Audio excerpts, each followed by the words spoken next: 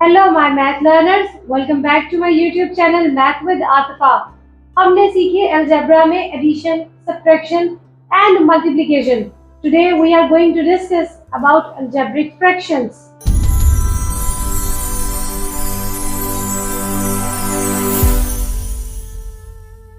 I have chosen 4 different type of questions to explain algebraic fractions। algebraic fractions बहुत easy हैं, but उसमें जितनी factorisation आपने अब तक सीखी है, अगर उसकी प्रैक्टिस आपने बहुत अच्छी कर ली है तो ये क्वेश्चंस तो बहुत इजी है आपके लिए।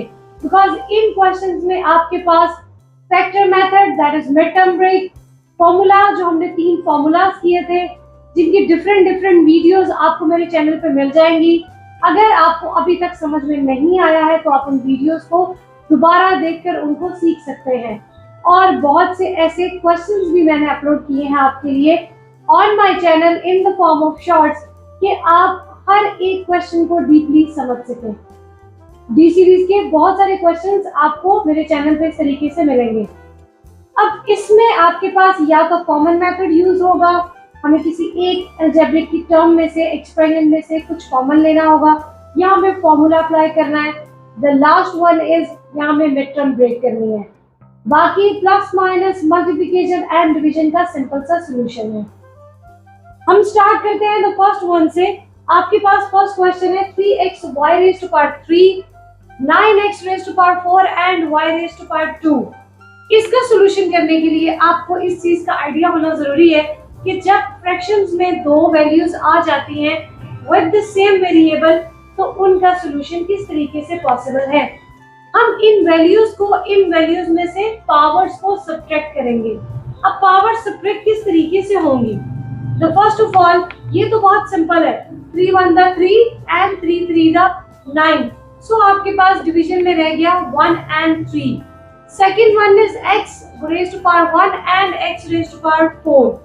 आपके पास 4 को जब हम डिवीजन की फॉर्म में से न्यूमरेटर में शिफ्ट करेंगे तो उसकी पावर नेगेटिव हो जाएगी।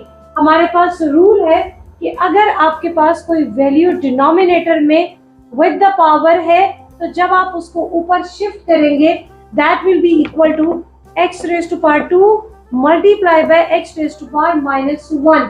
This is the basic rule.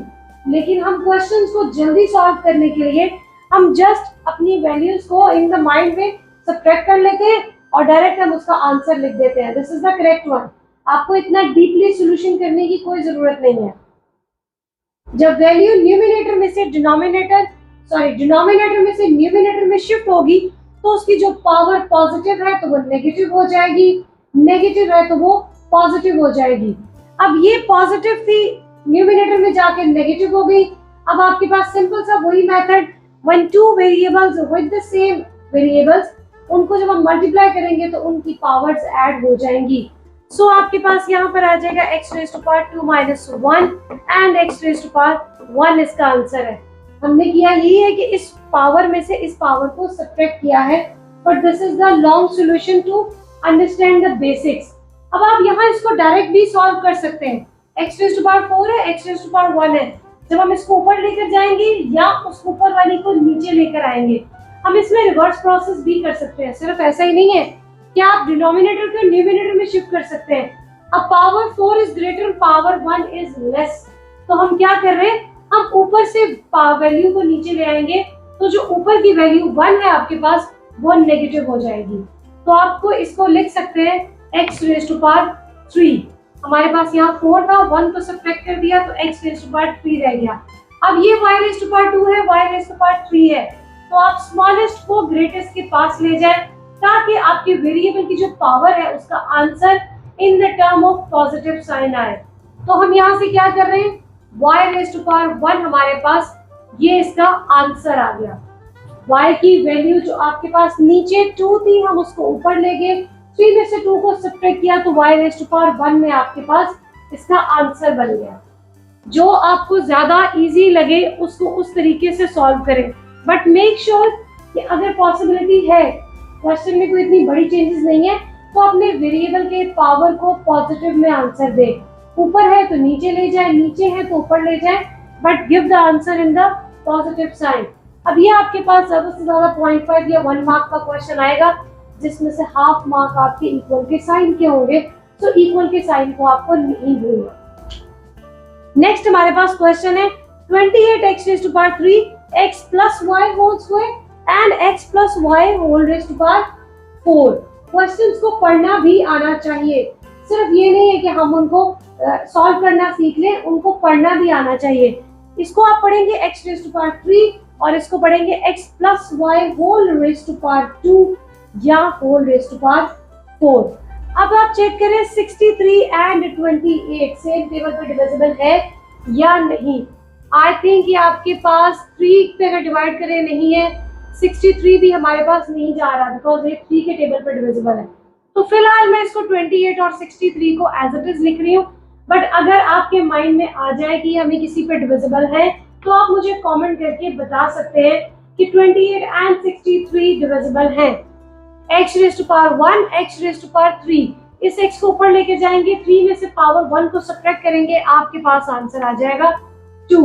y⁻2, ऊपर हमारे पास y वेरिएबल ही नहीं है, सो हम y⁻2 को एज इट इज लिखेंगे बिकॉज ये सॉल्व नहीं होगा। इक्वल साइन में भूल गई, लेकिन आपने याद रखना है जब आप पेपर को अपने रिवाइज कर रहे हो, लास्ट में एंड पे जब आपने कर लिया उसको चेक कर रहे हो, आप तब भी अपने इक्वल साइंस को चेक कर सकते हैं। अब x plus y whole raised to power 4 and 2, इसको हम किस तरीके से सॉल्व करेंगे। हमारे पास अगर x की पावर 1 है और x पावर 3 है, हम इनको सॉल्व कर सकते हैं। तो आप x plus y इन दोनों को भी एक ही टर्म कंसीडर करें। x plus y same variables with the same science. अगर ये x minus y होता तो हम इनको सेम कंसीडर नहीं करते। अब ये दोनों सेम है तो आपने क्या करना है, पावर 4 में से 2 को सब्ट्रैक्ट करेंगे तो आपके पास आ गई power 2। So x plus y whole raised to power 2। आपको क्वेश्चन में सिर्फ ये कहा जाएगा सॉल्व, जस्ट उन्होंने कुछ एक्सप्लेन नहीं करना कि आपने इसको कितना एक्सपैंड करना है, कितना इसको आगे लेके जाना है, यहाँ तक जाकर आपने आंसर देना है। बट इतना माइंड में रखें, इन क्वेश्चंस में फॉर्मूले की एप्लीकेशन तो वो नहीं पूछ रहे हैं आपसे, बिकॉज डिवीजन का साइन गिवन है, मेन चीज आपकी डिवीजन है। अब यहाँ पर आप इसका फॉर्मूला लगा के a plus b whole square को ओपन करेंगे, आपकी टर्म्स बहुत ज्यादा मेसी हो जाएगा काम। ये बिल्कुल आपका यहाँ पे सोल्यूशन इसका खत्म है। सिर्फ आप 28 एंड 63 को डीपली चेक कर लें कि क्या ये डिविजिबल है किसी एक टेबल पे या नहीं। आई थिंक ये 7 पे डिविजिबल है, फिर भी आप चेक करके मुझे कंफर्म करके कमेंट बॉक्स में बताइएगा। नाउ नेक्स्ट क्वेश्चन आपके पास है 2m² - 4m and m² - 4। कोई ऐसा वेरिएबल सिंगल नहीं है, माइनस टर्म के साथ है। जब वो प्रोडक्ट फॉर्म में मल्टीप्लिकेशन में होते हैं तो हम उनकी वैल्यूज को, उनकी पावर्स को सब्ट्रैक्ट कर सकते हैं, but when they are coming with the minus sign not in the product form, तो हम इनको डायरेक्ट m को m से नहीं सॉल्व कर सकते। अब ऊपर वाली में अगर हम न्यूमरेटर में चेक करें, हमारे पास 2 and 4 सेम टेबल पे डिविजिबल है, तो हम यहाँ से 2 को कॉमन ले सकते हैं। 2 के साथ दोनों टर्म के पास हमारे पास m भी है, सो हम m को भी कॉमन ले सकते हैं। तो अंदर हमारे पास रह गया m-2। हमारे पास यहाँ कोई फॉर्मूला मेथड नहीं अभी तक अप्लाई हुआ, वो डिनोमिनेटर में हम करेंगे। आपके पास ऊपर कॉमन मेथड यूज हो रहा था तो उसको हमने कॉमन टर्म्स को बाहर निकाल लिया। अब नीचे आपके पास है m² - 4। m is in a square and 4 is the square of 2 with the minus sign। तो हमारे पास यहाँ पर फॉर्मूला बन सकता है a minus b whole नहीं, a² minus b²। a² minus b² is equal to a plus b into a minus b। तो इस फॉर्मूले की एप्लीकेशन में उन्होंने हमें लेफ्ट हैंड साइड गिवन है, आपको राइट हैंड साइड में इसका आंसर देना है। 2m and m-2 will be as it is। अब यहाँ से m is the first value, so will be replace a and 2 is the second value, will replace b। तो आपके पास आ जाएगा m plus 2 and m-2। m-2 with the power 1 whole में और m-2 in the whole power 1। तो आप इनको जैसे हम टेबल्स पढ़ते हैं m-1 m-2 1 the m-2, उसी आप मेथड से इसको कट कर देंगे। सो 2m over m plus 2, this is the answer. इसकी और सिंप्लीफिकेशन पॉसिबल नहीं है। हमारे पास लास्ट क्वेश्चन और डिफरेंट है, यहाँ पर सब एक एक फ्रैक्शंस थी, अब हमारे पास दो फ्रैक्शंस आ रही हैं, लेकिन इन दो फ्रैक्शंस में हमारे पास एक प्लस पॉइंट ये है कि कोई भी टर्म माइनस या पॉजिटिव अलग सेपरेट लाइक फॉर्मूला मेथड में नहीं है, तो आपकी जो कैंसिलेशन जिस साइड पे भी होगी हम उसको कर सकते हैं। First of all the equal sign हमारे पास, आप इसको कंबाइन भी कर सकते हैं। अगर मैं कंबाइन करूं तो ये आ जाएगा 4a b and c, because दोनों फ्रैक्शंस आपस में मल्टीप्लाई हो रही हैं, एंड ये आपके पास हो जाएगा 6a² b एंड c²। अब ये बिल्कुल सेम इसी क्वेश्चन की तरह बन गया। अब आप इसको बहुत इजीली सॉल्व कर सकते हैं। a⁻² नीचे है, 1 ऊपर है, तो हम 1 को नीचे लाएंगे तो वो आपके पास हो जाएगा माइनस में 2 3 6 एंड 2 2 4, तो यहाँ से आ गया 2/3। सेकेंड हमारे पास नीचे a की एक पावर रह जाएगी, b and b with the same powers है, 1 and 1 cancel, c and c², तो नीचे भी हमारे पास c रह गया। So this is the answer. Answer को बॉक्स बनाएं या आंसर वर्ड लिखें, दोनों में से कुछ भी करें, आपका आंसर आइडेंटिफाई हो जाएगा, बट करें जरूर। आंसर पे लिखें कि this is a answer. I hope you understand this very well. ये मैंने 4 डिफरेंट टाइप के आपको क्वेश्चन सॉल्व करके दिए हैं। इसको बहुत ध्यान से इस वीडियो को देखिएगा, एंड तक लाजमी देखें ताकि हर टाइप का क्वेश्चन आपको समझ में आ जाए। फिर भी कोई प्रॉब्लम है, do comment and tell me कि हमें ये वाला पॉइंट समझ नहीं आया। नेक्स्ट वीडियो में हम इसी टॉपिक से रिलेटेड थोड़े डिफिकल्ट क्वेश्चंस को करेंगे, जिनमें 2 3 आपके पास फ्रैक्शंस होंगी, सब में फॉर्मूलाज अप्लाई हो रहे हैं, मिड टर्म ब्रेक हो रही है। बहुत ही बेस्ट टाइम है आपके पास, अगर आपने इतनी अच्छी प्रैक्टिस नहीं की मिड टर्म ब्रेक और फैक्टराइजेशन में हमारे पास फॉर्मूला मेथड की, तो इन क्वेश्चंस को सॉल्व करते हुए भी आपकी प्रैक्टिस हो जाएगी।